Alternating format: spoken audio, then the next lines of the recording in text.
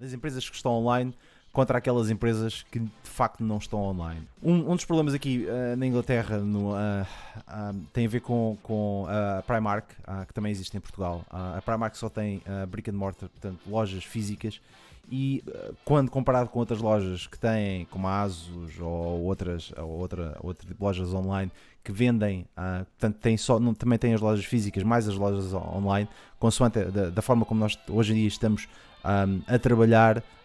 Tudo aquilo que a Primark considerava negócio, os dados dizem que antes da pandemia andava a faturar cerca de 600 e tal milhões por semana, passou desses milhões todos para zero, de um dia para o outro. Portanto foi uma coisa impressionante.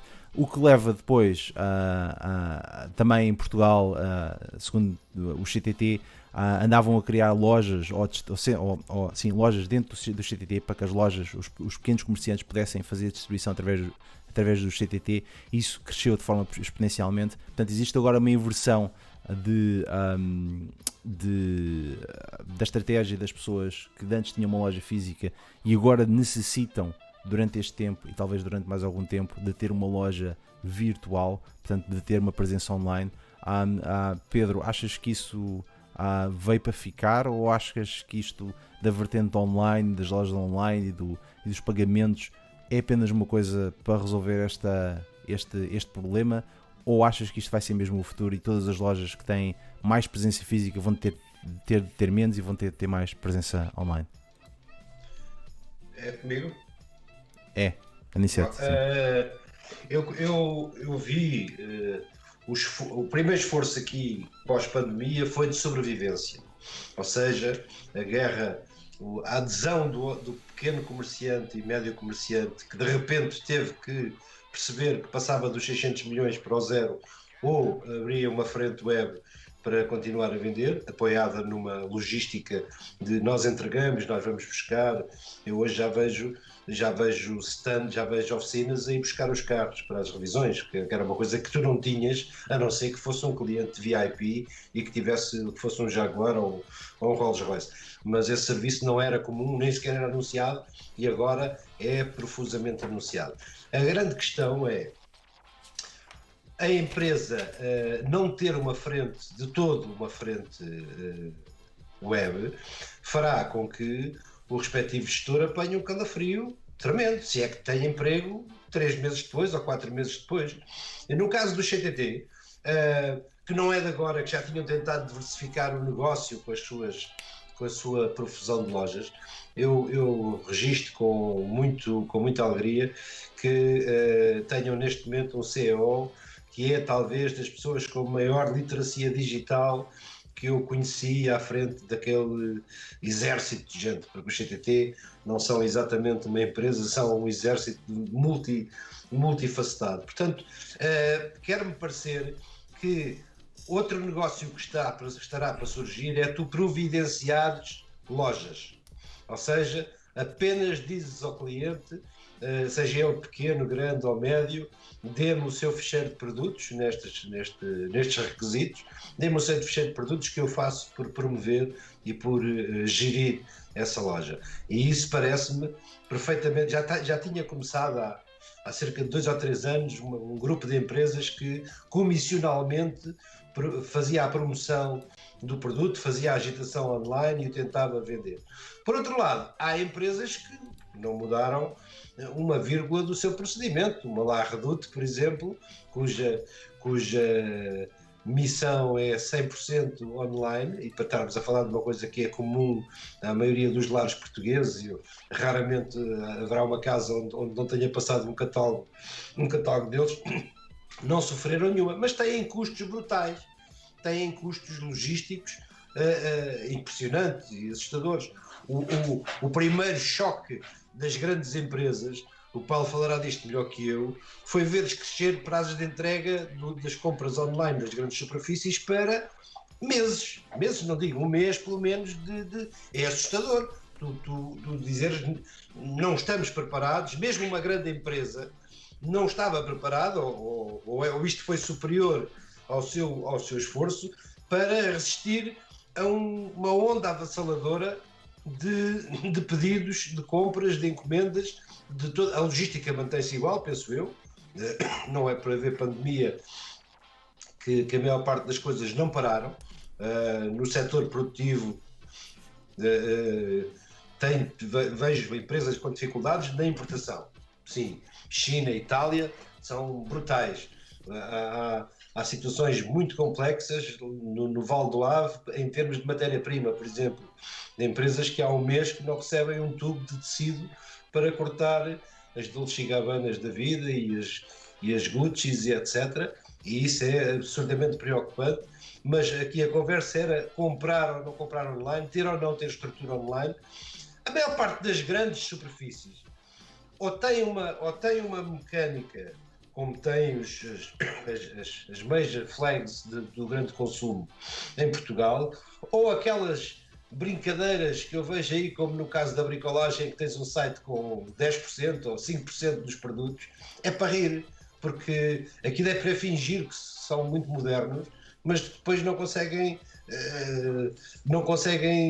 fornecer rigorosamente nada de jeito, porque o que tem online é um catálogo, é uma espécie de catálogo para inglês ver, como a história da Cadbury. Por falar em catálogo e por inglês ver, só para vos dar mais ou menos uma ideia, porque a loja da Nespresso aqui está fechada, temos de comprar online, e eu gostava de ir à loja de Regent Street comprar o meu cafezinho, porque dava uma vista de olhos nas montras e passeava pelo centro de Londres. Tive de comprar café. E online, já comprava obviamente, mas desta forma fui mesmo obrigado a comprar café. E uma coisa que eu reparei foi, primeiro, eles acrescentaram mais uma fonte de distribuição. Antes eles tinham os correios de cá e uma transportadora, e agora incluíram outra que foi criada, que não conhecia, foi criada uma coisa recente, uma espécie de Deliveroo, portanto uma espécie de pequenas empresa que anda a distribuir produtos das lojas que têm lojas físicas, anda a distribuir esses produtos, porque elas entretanto tiveram de aumentar a sua cadeia de distribuição e tiveram de dar uma resposta mais rápida. Portanto, indo aqui de forma contrária àquilo que tu dizes, que algumas aumentaram o prazo de distribuição, nesta eu encomendei as cápsulas ontem, hoje foram entregues em casa.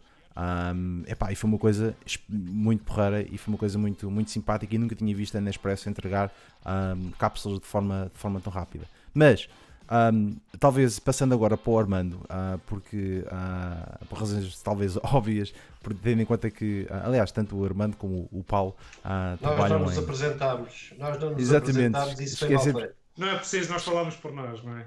Exatamente, não é preciso. Estamos aqui anónimos. Somos anónimos, não interessa.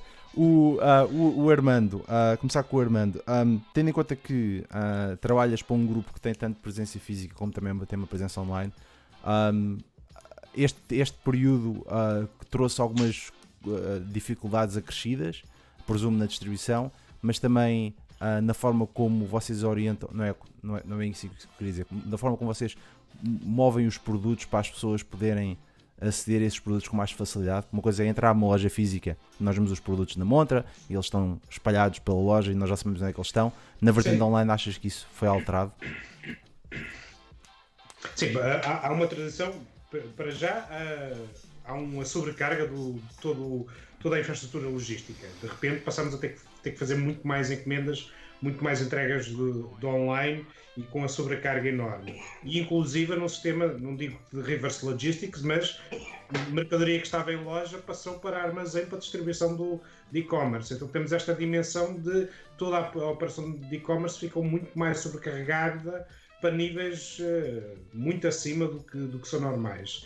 Depois, para este período, também os cuidados acrescidos, porque a forma como manuseias produto é distinta nesta época. Os cuidados que tens que ter são distintos, e uma encomenda que antes se preparava em muito pouco tempo, agora tu hoje em dia tens que ter outros cuidados, estás com máscara, estás com luvas, etc. Isso tem todo o impacto na tua capacidade de entrega. Não chegamos ao mês, mas há atrasos significativos face aos níveis de serviço que teríamos num período normal, mas isso, a sobrecarga é evidente, é sobretudo por aí. Eu pegava só voltando atrás para um tema que o Pedro levantou, que é o CTT já tem um marketplace, que é o DOT, que ele faz é isto precisamente, que fornece lojas para os pequenos, para as pequenas empresas estarem presentes nesse marketplace através das suas lojas nesse sítio. Quer o Paulo, quer nós conhecemos esses modelos e são uma forma de, para quem não tem capacidade de infraestrutura, de logística, de promoção, ter um negócio online presente, mas sem ter que ter uma infraestrutura, porque também há essa dimensão. Para montar um negócio de e-commerce é preciso uma infraestrutura significativa e não é à toa que os catálogos não são muito preenchidos. A gestão informática inclusiva de catálogos é um processo relativamente complexo, sincronização de produtos, de stocks, etc. É algo que exige um nível de preparação de sistemas que não é qualquer PME que consegue operacionalizar isso.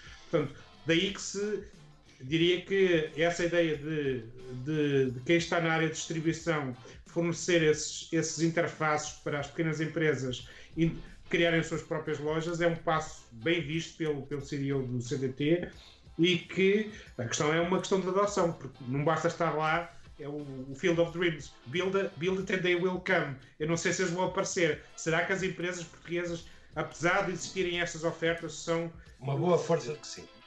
Pronto, passa por aí, também passa por aí, não é só força de vendas, depois todo este negócio tem margens, porque que muitas empresas não estão dispostas a dispensar parte da margem do que era a sua venda para um negócio online. Olha, eu gostava de vos ler é uma coisa rápida. Força. Guerra e paz. Não. É um anúncio de jornal. Que diz: a voadora fundou-se no intuito de prestar um ótimo serviço à população da cidade, estabelecendo-lhe um serviço rápido de comunicações à imitação do que é servido ao público das grandes cidades do estrangeiro, como Madrid, Paris, Berlim, Londres, Rio de Janeiro, etc. O pessoal da voadora, todo português, fardado com a maior decência, apresentar-se-á com a máxima correção montando de bicicletas. Percorrerá a cidade fazendo recados e entrega de pequenas encomendas ao domicílio por preços baratíssimos. Atenção, as pessoas que tenham telefone em casa, basta que pelo telefone 1804 nos requisitem os nossos mensageiros para que imediatamente eles partam a cumprir as suas ordens. 1 de abril de 1912. É o Uber, exatamente. Maravilha, pá. Deliveroo. 1912, ok? 30 reis, tinhas o serviço para ser levado à baixa, dentro da antiga cidade era 80 reis e da nova área da cidade que não faço ideia, ou seja, Benfica era e a mais 15 caro, era a nova área da cidade. 130, percebes? Agora, vês que não inventámos nada. Quando alguém... Só complementando e pegando na pergunta anterior do Vítor, eu gostava de dizer só uma coisa, que é o seguinte. Quando surgem situações destas, há uma série de componentes que nós estamos habituados a que existam com a estrutura necessária para se fazer negócio, que atingem pontos de ruptura. Quer a nível de supply chain, de capacidade de fornecimento, etc. Quer a nível de, por exemplo, encontrar empresas e paquetes, etc. disponíveis para fazer as várias entregas das várias empresas. O que só por si, mesmo para as empresas que sejam tecnologicamente mais evoluídas, de repente é preciso alguém que guie a moto ou que guie a bicicleta e que faça a entrega, e isso não é forçosamente fácil, nem a sociedade se adapta a um ritmo forçosamente muito elevado. Isso é a primeira nota. Uma segunda nota é que eu vejo com alguma preocupação empresas que não tinham presença nenhuma no comércio eletrónico a tirarem-se para o fundo da piscina sem terem a mínima percepção das dificuldades que vão ter. Nomeadamente, e porque existem RGPDs e regulamentos relativamente apertados para as várias barracas de segurança, eu sugeria vivamente, e não querendo puxar brasa nenhuma à sardinha nenhuma, que as empresas que queiram fazer esse tipo de salto utilizem os vários marketplaces que existem, as estruturas já montadas, já otimizadas, capazes de resistir aos vários picos que os serviços têm hoje, capazes de manter catálogos de milhões de produtos, etc. E desprezar os serviços do jeitoso. Exatamente, e não chamar o sobrinho de alguém para fazer, porque vai correr mal forçosamente, e vai correr mal às vezes da pior forma possível. Uma boa multa da RGPD provavelmente fecha uma empresa, e portanto acho que as pessoas devem pensar duas vezes sobre o que é que são de facto capazes de fazer e o que é que não são. O comércio eletrónico era relativamente simples há uns anos atrás, mas hoje não é. Não é. Hoje é um jogo que é para ser jogado por pessoas que tenham níveis de know-how que não são abundantes na nossa sociedade. Portanto, apenas uma nota para os vários pequenos empresários. A minha mulher hoje mandou vir fruta, ontem mandou vir fruta à meia-noite, e hoje veio uma senhora entregar cabazes de fruta cá a casa. Eu acho ótimo, mas tenho sérias dúvidas, num mundo em que muita gente está desempregada, que o número de tentativas de hacking, de burlas, etc, não vá disparar em flecha e não vá colocar pessoas que são de facto bem intencionadas e estão a tentar sobreviver numa situação ainda mais complicada do que aquilo que era o ponto de partida. Portanto, se tenho alguma sugestão para oferecer aqui utilizem empresas que tenham marketplaces, preferencialmente que também tenham logística. Eu lembro, por exemplo, que a Amazon, que não existe em Portugal, mas existe nos outros países, faz logística para pequenos vendedores, ou seja, as coisas vão para o armazém da Amazon e é a própria Amazon que despacha as coisas, etc.